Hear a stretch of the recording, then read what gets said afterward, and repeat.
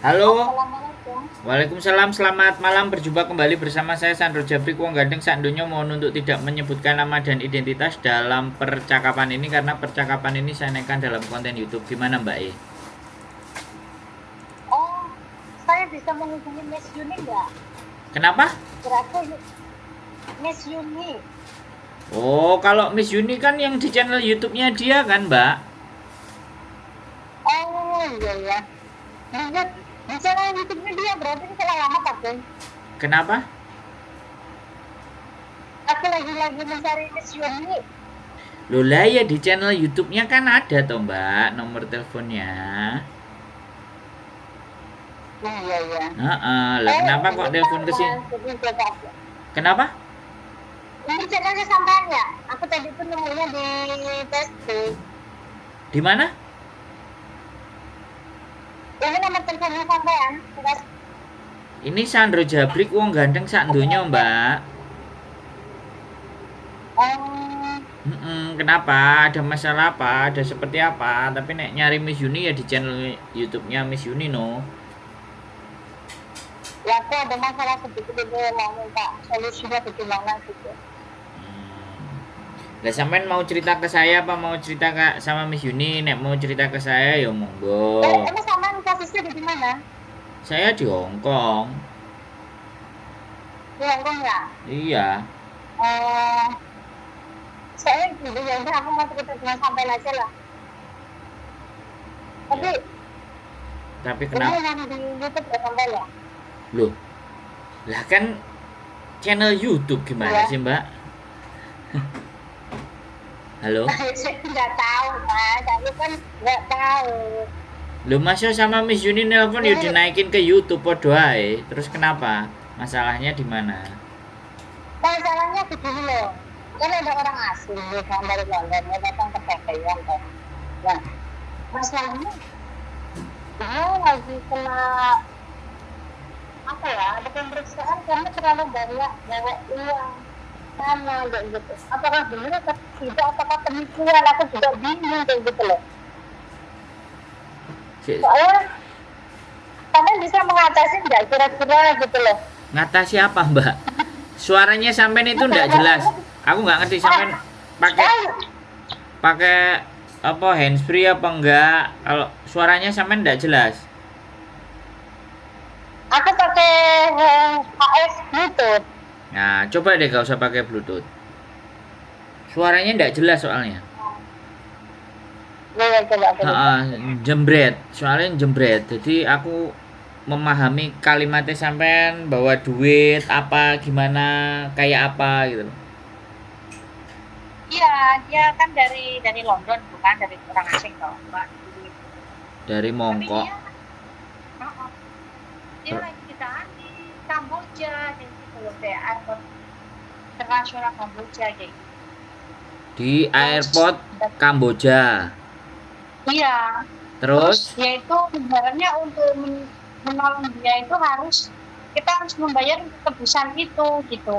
Aku sedikit cerita ya, makanya aku juga bingung kan, apakah iya atau tidak gitu.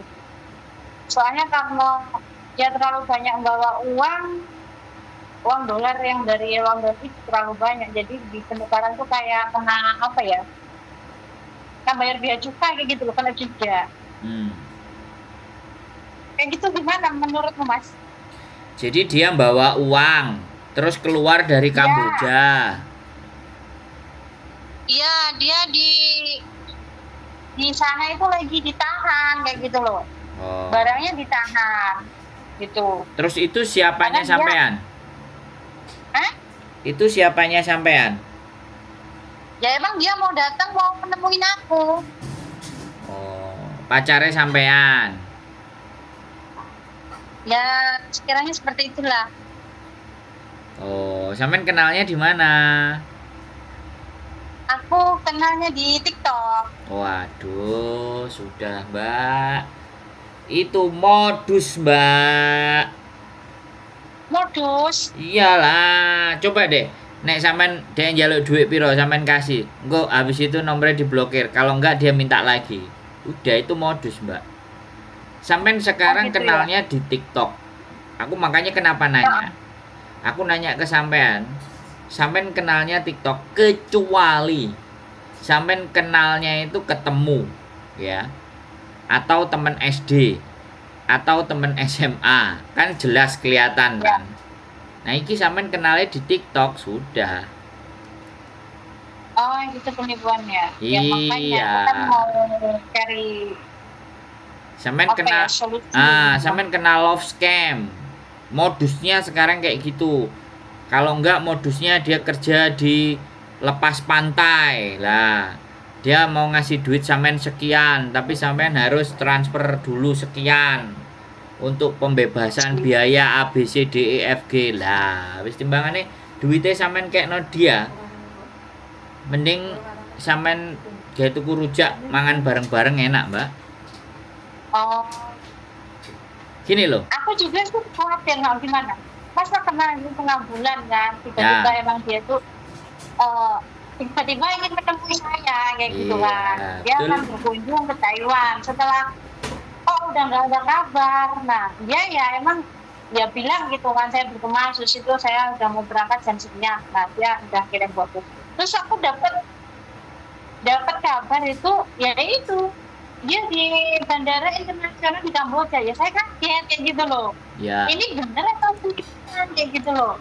Emang ya kayak gitu sih. Ya emang itu salah saya sendiri sih Mas.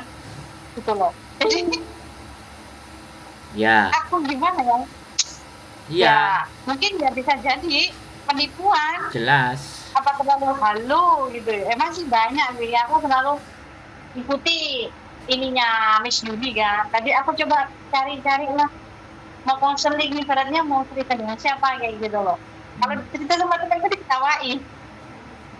Enggak, kalau saya enggak ngetawain, Mbak. Kalau sampean cerita sama saya mencoba ngajak berbicara baik-baik sama sampean. Ya. Kan dari prosedur sampean kenal aja udah di TikTok. Ya. Kecuali dia juga laki-laki datang ke rumahnya sampean, ketemu ibu sampean, foto salaman misalnya. Nah, itu masih agak mending. Ini di TikTok, Mbak. Ini duit ini, Mbak. Sampean sudah kena love scam. Sekitaran 50 apa 500 US dollar NT loh. Udah wis. Sampean bagi aku sampean enggak perlu ngirim-ngirim duit. Kalau perlu blokir nomornya. Dia love scam. Jadi dia deketin sampean dengan baik dan benar. Ya kan? Dengan bagus dan benar, tata bahasa semuanya diatur sedemikian rupa. Akhirnya sampean jadi kena sekonyong sekoter. Nah, di situ, Mbak. Kalau terlalu manis juga ibaratnya. Kalau cerita sama saya nggak barbar, Mbak. Saya justru syukur sampean nelpon saya bisa ngomong. Itu saya bersyukur masih ada kesempatan agar sampean tidak jadi kehilangan uang. Bisa dipahami nggak? Ya bisa saya bisa paham. Terus juga yang bingung yang gitu yang. Terus ya, kalau nggak ada orang lain saya aja ngobrol ya bisa aja uang saya udah melayang. Soalnya kalau dari pengalaman saya dari tahun 2015 itu ya kalau dihitung-hitung ya saya sering kayak gitu loh Mas. Masih tak ulangin lagi. Sampean kan kesepian. Selama itu ada orang katanya pengiriman uang yang dari Australia. Tapi minta dibayar dulu dari Taiwan itu berapa ya untuk bayar administrasinya gitu kan. Terus dengan bukti-bukti kayak kuat kayak gitu loh. Itu tuh habis juga kan. Akhirnya aku ngobrol dengan teman saya gitu kan. Ya alhamdulillah keselamatan. Kenapa ya? Kok selalu incerannya selalu orang-orang kayak gitu loh. Padahal kita orang susah gitu ya. Karena diiming dengan dolar kayak gitu kan. Iya, Mbak. Jadi kalau nomor sampean sekali aja kena scammer dan berhasil mereka dapetin sampean, nomor itu nggak akan dilepas. Setelah dia nipu, dia blokir, dia ganti nomor lagi. dia pakai modus yang berbeda lagi. Karena sudah sudah dipahami polanya, sampean itu sudah dipahami sama mereka. Dan sampean akan jadi terus. Lah kalau sampean nggak sadar-sadar, sampean nggak paham, ya yang terjadi seperti itu. Jangan keluarkan uang apalagi transfer di mana kita itu nggak ngerti siapa yang kita transfer. Itu Ya iya. masalah. Sampean ini dibaca. Para scammer itu nggak cuman nyebar di nomor telepon. Scammer itu ada di sosial media, memperhatikan kita, melihat kita, gerak-gerik kita, tingkah laku kita. Bahkan ada yang tahu sampai jamnya kita tidur jam berapa, terus dia nyetatusnya biasanya apa yang di status, perasaannya galau. Nah, dari sosial media itu masuk, Mbak. Jadi sampean lebih berhati-hati, Mbak. Sampean itu sudah jadi target mereka. Kalau sampean sudah ngerasa berkali-kali, itu orangnya semuanya sama. Modusnya aja yang beda-beda. Iya, kok aku juga heran ya. Aku sebenarnya kalau untuk sosmed itu kan untuk sekedar hiburan ya. Tapi kenapa kayaknya aku juga merasa kayak aku jadi ikut mereka kayak gitu. Karena aku ya juga sering kena tipu. Itulah kebodohan saya gitu loh, Mas. Karena terlalu apa ya? Ya, makanya sekarang itu sampean circle pertemanannya diganti. Temanannya. Iya, bertemannya itu diganti. Supaya ada yang ngingetin. Bertemannya itu loh, Mbak, sampean bergaulnya sama siapa, berkoncoannya gitu loh, Mbak. Terus tontonannya juga. Terus sosial medianya sampean itu kalau bisa itu sudah jadi inceran sama dia. Sosial media sampean itu sudah dipelajari sama mereka. Nah, itu makanya kan terus saja ada aja yang datang nelpon, mulai mendekati dengan modus. Kita udah menghindar satu datang, menghindar satu datang kayak gitu terus kadang itu. Kadang udah, aku kadang juga udah tak abaikan aja lah, ya udah tak kurangi juga sih Mas sebenarnya. Tapi kan masih udah kayak gitu juga. Ya Allah, bener-bener ya. Ya lumayan. Iya, Mbak, gak apa-apa ya, saya cuman pesen aja kalau sampean mau loh ya. Mana? Kalau sampean enggak ya enggak, lupakan wis. Sosial media itu kalau perlu tutup, sampean ganti yang baru. Biar dia nyari lagi. Terus enggak perlu overshare. Berlebihan dalam share kalau kita sendiri posisinya goyah, posisinya kesepian. Gitu loh, Mbak. Asli, Mbak, gitu loh. Dia buru sampean di sosial media. Coba aja.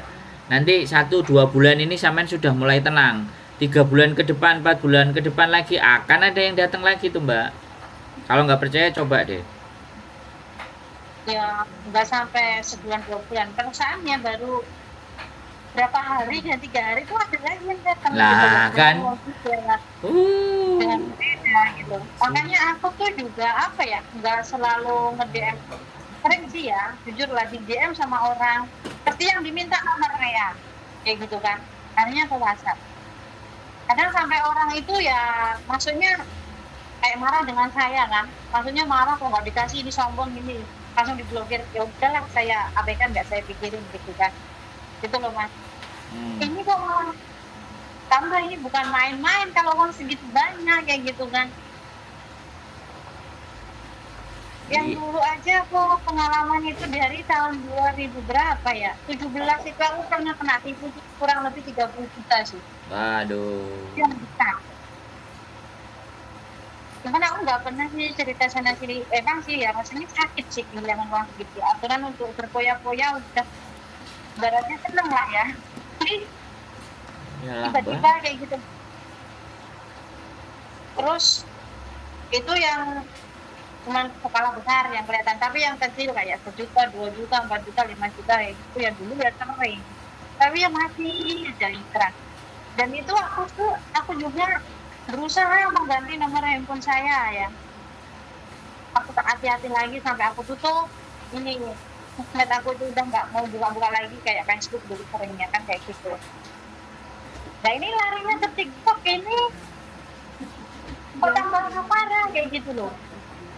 Berarti ini solusinya itu diblokir aja ya. Ya blokir sosial medianya, sampean ganti nama. Jangan menunjukkan wajah lagi. Dia pasti akan cari-cari di TikTok. Kata kuncinya adalah nama. Terus perilakunya sampean di sosial media itu sudah dia amati dan dijadikan target. Gitu Mbak E. Coba deh. Setengah tahun apa 1 tahun sampean nggak bikin, hidup sampean jauh lebih tenang Mbak. Ya. Terus bertemannya dikhususkan, kalau memang mau buka tapi nggak open, private. Jadi orang nggak pada masuk, nggak pada ngeliat, tapi yang bisa ngeliat ya teman-teman aja. Lah kalau teman-teman aja itu udah juga tahu karakternya sampean, bahwa sampean itu pemurah, awean, gampang ngesaknoan, ya bisa jadi dari temennya sampean yang juga lagi ngerjain sampean dengan cara yang berbeda. Namanya sindikat. Jadi teman sampean ada yang baik, sampean kenal sama seseorang ya kan.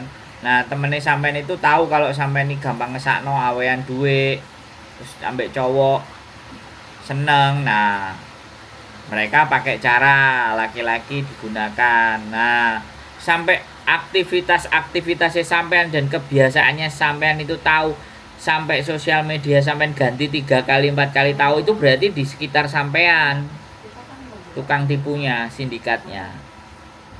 Bisa dipahami nggak maksud saya? Bisa paham saya. Berarti saya harus hapus aja ini, hapus akun ini.